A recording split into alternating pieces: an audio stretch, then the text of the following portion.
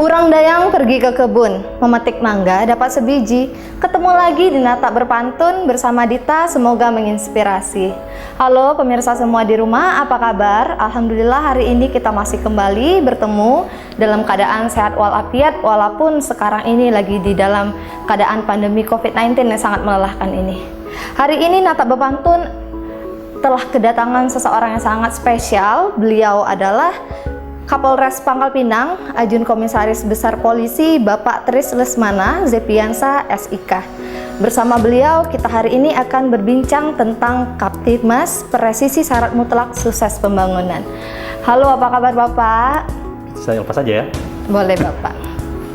Apa kabar Bapak? Semoga dalam keadaan sehat terus Bapak ya. Alhamdulillah sehat-sehat saja Mbak Dita. Gimana sebaliknya? Alhamdulillah sehat Bapak. Dita punya pantun nih buat Bapak. Mandi di sungai airnya deras, jangan berenang sampai ke tengah. Apa kabar Bapak Kapolres? Semoga sehat, semangat pun terjaga. Saya nggak bisa nih balas pantai. Nggak apa-apa Pak ya, mungkin Bapak bisa balas pertanyaan Dita kali Pak ya. Boleh, kita hari ini ya. berbincang Pak. Baik Pak, Dita mau bertanya Pak. Mungkin bisa sedikit dijelaskan dulu Pak. Apa yang dimaksud dengan konsep presisi yang diusung Bapak Kapolri Jenderal Listio Sigit Prabowo yang digadang-gadang sebagai konsep kepolisian masa depan? Oke, terima kasih Mbak Dita. Ya. Assalamualaikum warahmatullahi wabarakatuh. Para pemirsa sekalian, saya dari Kapolres Pangkal Pinang, AKBP Tris Lesmana Zepiansa, SIKMH. Baik, terima kasih atas pertanyaannya Mbak Dita. Jadi yang dimaksud dengan program presisi Kapolri atau akronim dari prediktif, responsibilitas, dan transparansi berkeadilan, ini bisa dikatakan memang salah satu upaya dari Bapak Kapolri yang baru, Bapak Jenderal Listio Sigit, untuk melaksanakan perbaikan di tubuh Polri. Untuk prediktif sendiri itu berarti memang harapannya bahwa Polri ini ke depan tidak lagi hanya sebatas untuk yang sifatnya responsif atau reaktif. Setelah ada kejadian baru mengambil tindakan, kemudian sudah terlanjur ada kejadian dulu. Prediktif ini harapannya Polri ini ke depan menjadi lebih antisipatif. Jadi bisa melakukan pencegahan awal, mengetahui gejala-gejala yang mungkin timbul kejadian-kejadian sehingga bisa diantisipasi. Harapannya itu tidak terjadi lagi gangguan keamanan maupun ketertiban masyarakat. Pasti seluruh masyarakat menginginkan bahwa tidak menjadi korban atau pelaku kejahatan. Intinya itu, jadi kita berharap memang lebih mengutamakan kepada crime prevention, itulah yang maksud dengan prediktif. Sedangkan untuk responsibilitas, ini sebetulnya kan beralih kepada kata-kata akuntabilitas dan pertanggungjawaban publik. Sehingga kita harapannya Polri, semua bagian, semua fungsi, itu dapat bertugas sesuai dengan tupoksinya, sesuai dengan harapan masyarakat. Itu di sana perlu ada akselerasi, perlu ada perbaikan-perbaikan. Sedangkan untuk transparansi berkeadilan, intinya kita sifatnya terbuka, sehingga keberhasilan atau tidaknya kepolisian negara Republik Indonesia ini bukan berdasarkan kepada penilaian pribadi atau internal Polri, tapi ini dikembalikan kepada keterbukaan sehingga masyarakat juga bisa menilai dan juga bisa dikatakan sesuai atau tidak dengan harapan masyarakat. Nah, ini merupakan bagian dari upaya Kapolri mewujudkan transformasi Polri. Sebetulnya itu rinciannya banyak, ada arah kebijakan, ada bidang, ada program, ada kegiatan sampai rencana aksi.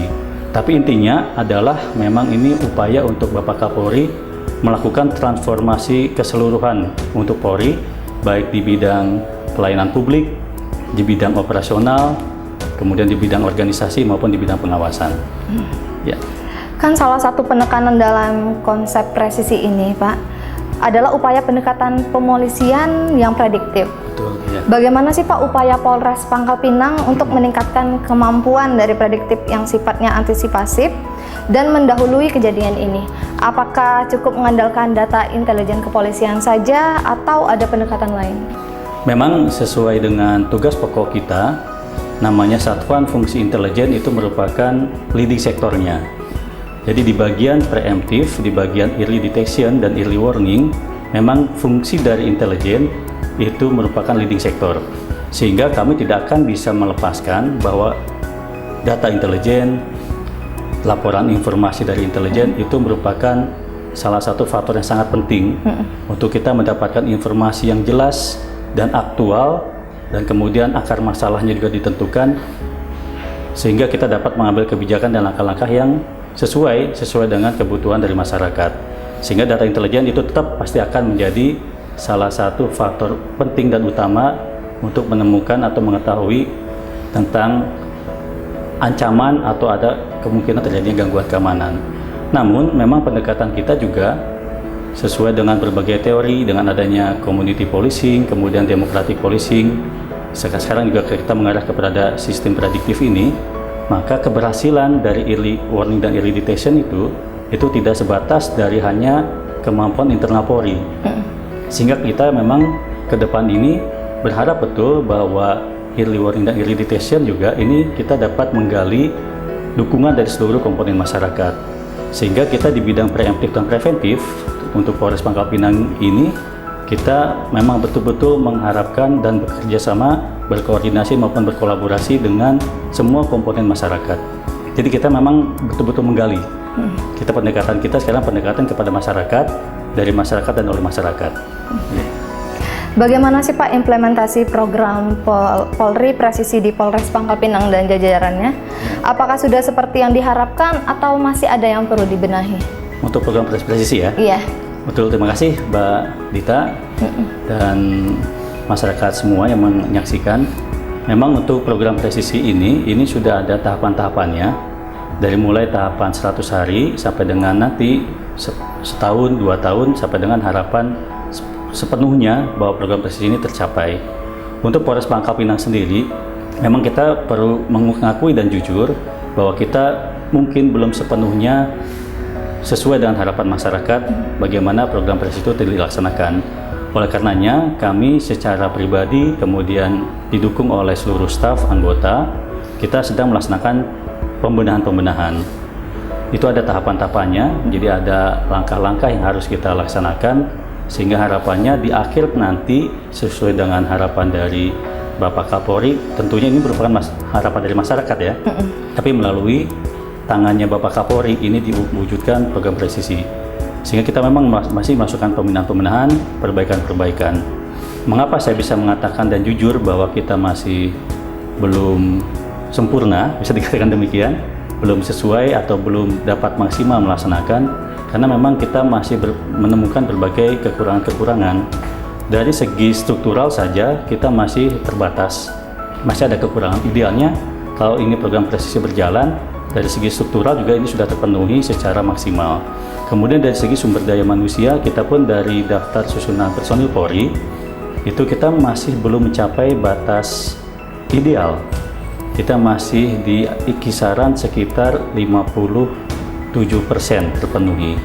Ini dari segi kekurangan-kekurangan dan kelemahan. Oleh karenanya, kita mengharapkan untuk mencari solusi yang terbaik dengan sumber daya yang ada, ini masih ada keterbatasan.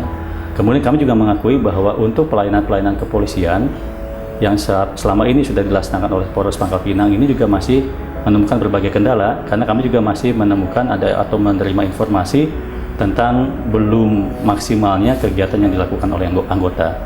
Dengan langkah itu, maka kami sebagai Kapolres, dan tentu ini tidak dapat bekerja sendiri, didukung oleh seluruh staf, didukung oleh seluruh anggota, kita berkomitmen penuh bahwa kita akan memperbaiki diri. Dan mudah-mudahan program presisi sesuai dengan batas waktu yang ditentukan oleh pimpinan, 100 hari sudah terlewat, alhamdulillah kemarin sudah dapat terlaksana, dan nanti tahapan-tahapan berikutnya sampai dengan tahapan akhir mudah-mudahan bisa kita penuhi sepenuhnya. Gitu sebenarnya Pak Tita ya. Lidi nipah ambil di rawa untuk diekspor hingga ke manca. Sabar pemirsa, jangan kemana-mana karena kami akan kembali segera.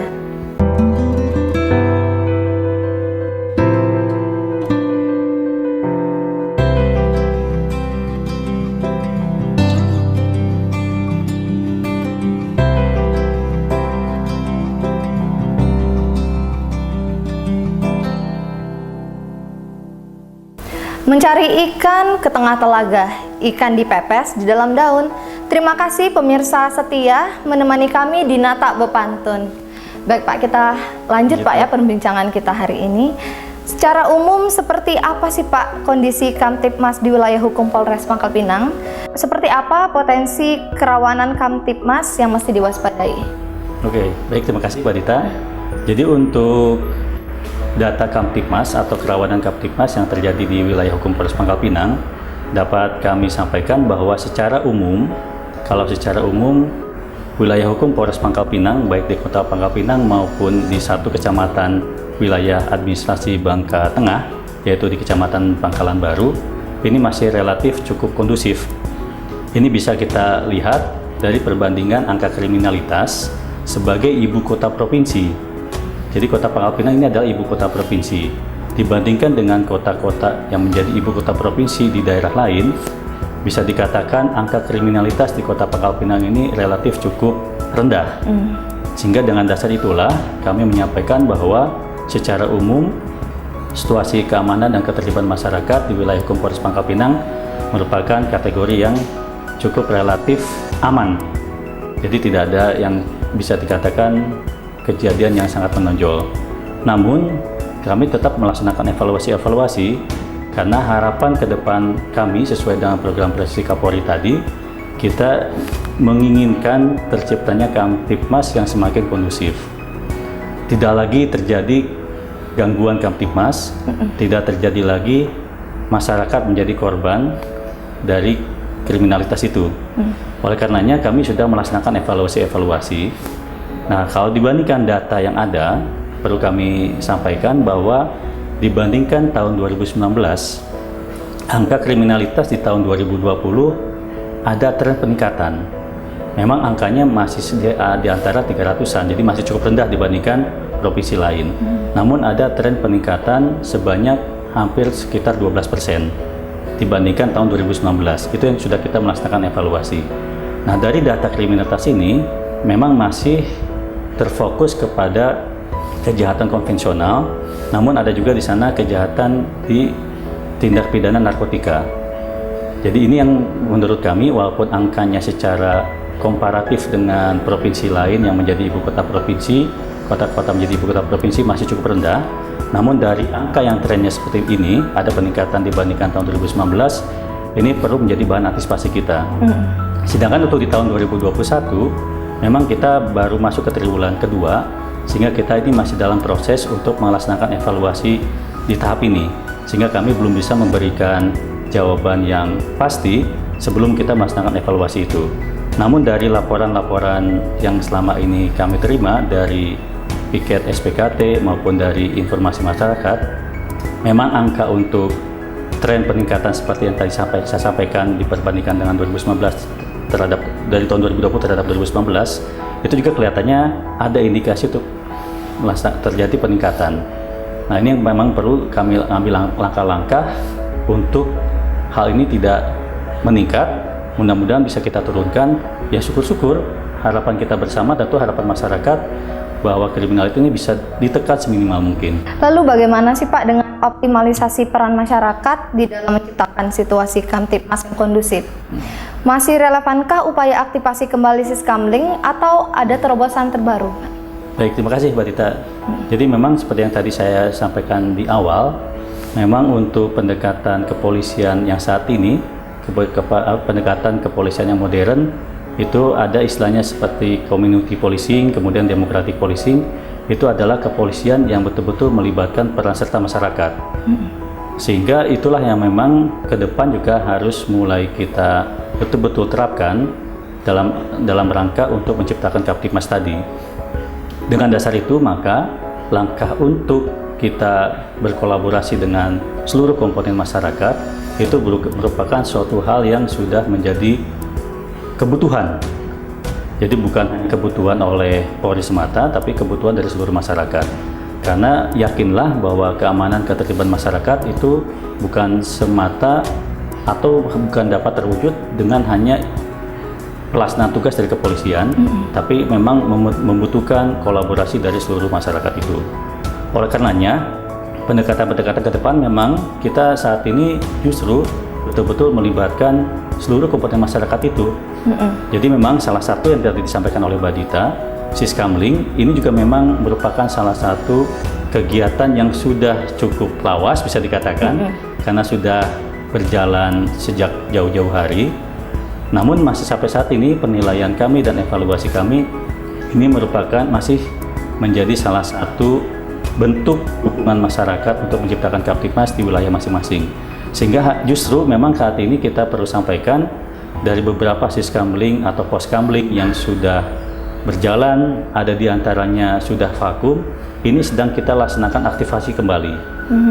Pak Kasat Bimas dengan dibantu oleh Babin Kamtibmas berkoordinasi dengan jajaran Koramil, Babinsa maupun dengan RT, RW dan seluruh perangkat pemerintah daerah sedang mengaktifasi kembali siskamling ini. Sehingga menurut kami memang poskamling dan siskamling ini memang merupakan salah satu bentuk kepedulian yang masih sangat penting untuk dilaksanakan oleh kita semua.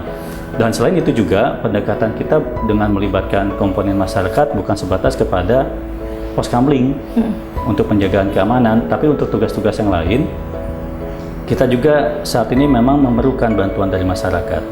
Contohnya di masa pandemi COVID-19 ini ada beberapa program-program pemerintah pusat yang di sana memasukkan juga kepolisian di dalam pelaksanaannya.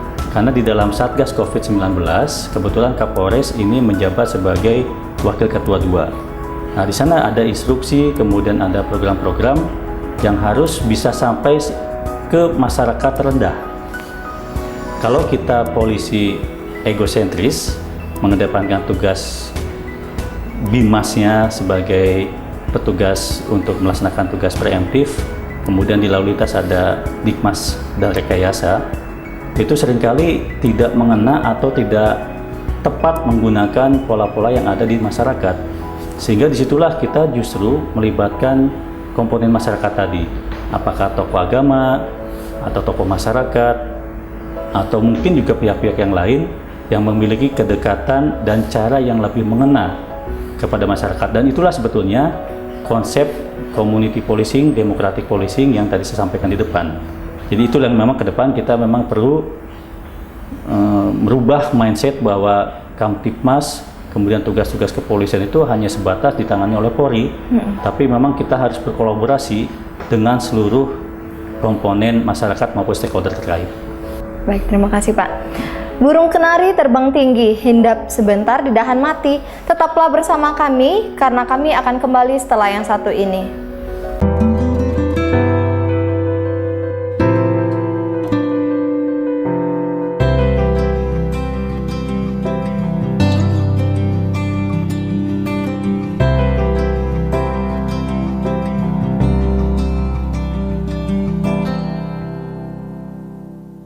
Biji selasi dalam belanga, jadikan obat, panas pun turun. Terima kasih pemirsa masih setia bersama kami di Nata Berpantun. Baik Bapak, kita lanjut Pak ya. Ya, silakan Pak. Penurunan aktivitas ekonomi di masa pandemi kan sangat berpotensi Pak dalam meningkatkan kerawanan Kamtibmas, terutama kejahatan konvensional seperti yang Bapak bilang tadi, seperti curat, curas, dan curanmor. Bagaimana sih Pak situasi di Kota Pangkal Pinang ini? Apakah juga terjadi lonjakan kasus dan seperti apa langkah antisipasinya? Baik ya, terima kasih Mbak Dita. Kalau ini sudah dikaitkan dengan dampak pandemi ya. Baik, jadi untuk dampak pandemi COVID-19, memang kalau kita dari internal Polri sudah melakukan pendataan juga bahwa selama setahun lebih ini pandemi COVID-19 melanda negeri kita, melanda dunia, termasuk dalam skala kecil melanda Kota Pangkal Pinang, ini sudah memang ada beberapa jumlah masyarakat yang dirumahkan maupun yang di PHK. Sehingga memang itu menjadi kenapa kami melaksanakan pendataan sampai sejauh itu, karena kami juga mengkhawatirkan ini bisa menjadi salah satu pemicu terjadinya gangguan Kamtibmas. Nah, kemudian untuk data tersebut sudah kita laksanakan evaluasi sampai dengan pengungkapan kriminalitas yang terjadi.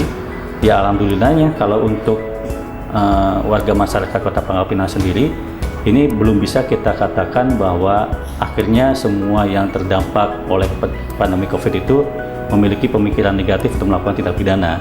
Karena itu perlu melaksanakan evaluasi yang komprehensif, bukan sebatas dugaan atau penilaian sepihak atau dua belah pihak. Nah, dari data kami, untuk kejadian-kejadian kriminalitas yang berhasil kita ungkap, terutama untuk kasus-kasus yang menimbulkan sorotan atau menimbulkan atensi dari masyarakat umum, dari publik, itu justru seringkali pelakunya dari luar Pulau Bangka Belitung atau dari pulau atau di luar dari Kota Pangkal Pinang itu sendiri. Hingga ini belum bisa kita kategorikan sebagai ancaman yang di internal Kota Pangkal Pinang sendiri. Jadi belum tentu ada kaitannya dengan pandemi COVID ini terhadap pelakunya, akhirnya warga masyarakat menjadi pelaku kejahatan. Karena berdasarkan pengamatan dan penilaian kami, itulah yang secara faktualnya terjadi. Namun dari tren yang kami sampaikan tadi, memang angka kriminalitas ada peningkatan, hingga ini perlu ya kita laksanakan langkah-langkah antisipatif. Nah, kalau memang ini kaitannya dengan pandemi COVID-19, maka kami ini tidak dapat bergerak sendiri. Kami tidak juga dapat langsung melaksanakan evaluasi dan melaksanakan upaya pencegahan maupun penegakan hukum sebagai upaya untuk teori pencegahan kejahatan. Karena apa? Karena untuk pandemi COVID-19 ini dampaknya sungguh luar biasa. Jadi di sana ada faktor ekonomi, ada faktor sosial, dan faktor-faktor yang lain. Oleh karenanya kami berkolaborasi dengan Forkopimda ini selalu melaksanakan evaluasi secara terpadu. Kira-kira apa yang dapat terjadi dengan situasi pandemi COVID saat ini, sehingga kami selalu menyeimbangkan dan betul-betul berhati-hati menyusun strategi betul bagaimana kita melakukan pencegahan COVID-19, tapi di satu sisi kita juga untuk melaksanakan percepatan ekonomi. Mengapa saya harus mengatakan seperti ini? Karena itu memang kita antisipasi juga kalau saat ini memang belum terjadi, saya khawatir di kemudian hari karena kebutuhan ekonomi yang semakin sulit masyarakat, sehingga masyarakat berpikiran aneh-aneh. Keadaan juga belum normal, Pak. Nah, betul. Akhirnya itu yang membuat kita harus melaksanakan antisipasif.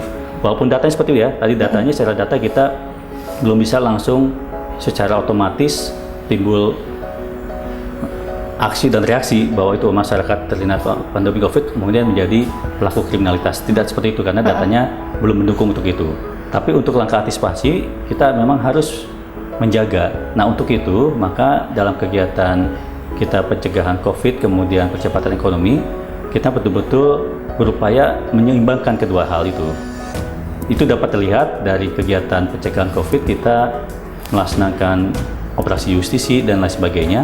Namun untuk kegiatan perekonomian masyarakat juga ini masih diberikan peluang. Banyak masyarakat kita masih melaksanakan aktivitas seperti biasa. Ini harapannya untuk menggerakkan perekonomian masyarakat di Bangka Belitung, khususnya di Kota Pangkal Pinang.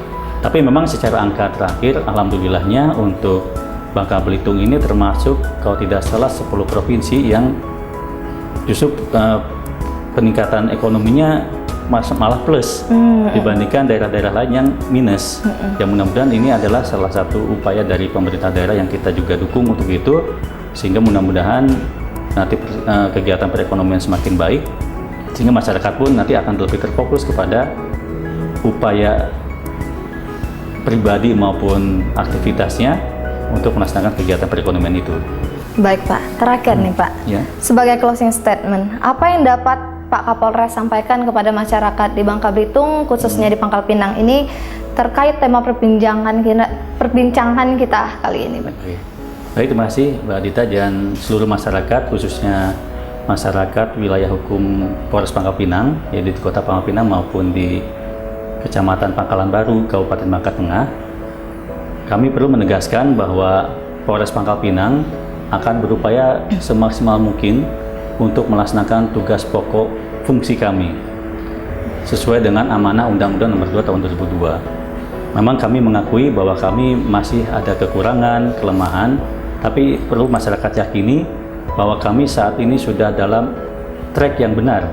Kita sedang melaksanakan pembinaan, pembenahan, mudah-mudahan ke depan semakin baik. Oleh karenanya tidak perlu khawatir, tidak perlu curiga atau ragu untuk bekerja sama dengan Polres Pangkal Pinang dalam rangka menjaga Kamtibmas. Kemudian di luar tugas utama kita sebagai anggota Polri, kami juga mengharapkan dukungan dari seluruh komponen masyarakat Di sana ada upaya kita untuk mencegah penyebaran pandemi COVID-19. Itu tentunya perlu bantuan dari seluruh masyarakat.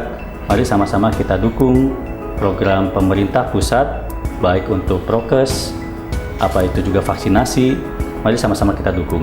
Jadi kita Polres Pangkal Pinang, kemudian pemerintah daerah, dan stakeholder serta komponen masyarakat di wilayah hukum Polres Pangkal Pinang, di Kota Pangkal Pinang dan Kecamatan Pangkalan Baru ini, kita betul-betul berkolaborasi untuk mewujudkan Kota Pangkal Pinang beribu senyuman ya, beribu senyuman. Kemudian yang situasi keamanan dan ketertiban masyarakatnya betul-betul semakin baik. Itu aja yang kita lihat. Terima kasih banyak Bapak Trisnusmana atas waktunya sudah memberikan kita waktu hari ini terkait perbincangan kita hari ini. Semoga selanjutnya Kapolres Pangkal Pinang khususnya diberikan keselamatan dan kesehatan untuk menjaga keselamatan Kota Pangkal Pinang kita yang tercinta ini Bapak ya. Terima kasih Bapak atas waktunya. Dari Matras ke Pulau Tiga, naik perahu hingga ke Pulau Tujuh, tiba kita di penghujung acara sampai bertemu di lain waktu. Petik melati di Masjid Kenanga, naik ke bukit ada pagoda. Terima kasih atas kebersamaannya dan sampai jumpa.